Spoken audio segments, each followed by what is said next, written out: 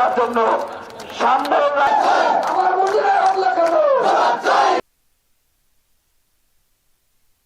বিচার ট্রাইব্যুনাল গঠন করে দোষীদের দ্রুততম সময়ে উপযুক্ত শাস্তি প্রদান, ক্ষতিগ্রস্তদের যথোপযুক্ত ক্ষতিপূরণ প্রদান ও পুনর্বাসনের ব্যবস্থা করতে হবে। দাবি নাম্বার 2, অনতিবিলম্বে সংখ্যালঘু সুরক্ষা আইন প্রণয়ন করতে হবে।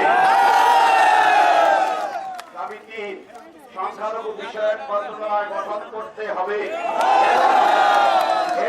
যে এটা আমার জন্মভূমি, এই মাটি স্বর্গের থেকে পবিত্র ভূমি মনে করি আমি। এই মাটি আমার, এই জন্মভূমি আমার। সনাতন সম্প্রদায় তথা সকল সম্প্রদায়ের সমান অধিকার নিয়ে বাংলাদেশে আমরা বাস করতে চাই। বিভিন্ন সময় আমাদের সংখ্যালঘুদের উপরে বিভিন্ন প্রকার আক্রমণ চালায়, ঘর বাড়ি ধর্ষণ করে। আমরা জবাব দিতে চাই, কাউকে কোনো ছাড় দিতে রাজি নাই। হিন্দু সম্প্রদায়ের মানুষের রক্তে আগুন জ্বালিয়ে দিয়েছেন। যতদিন পর্যন্ত হিন্দু সম্প্রদায় স্বাধীন না হবে ততদিন আমরা রাজপথ ছাড়ব না। ৭১ সালে যে যুদ্ধ হয়েছে সেই যুদ্ধে হিন্দুরা, সংখ্যালঘুরা স্বাধীন হয় নাই।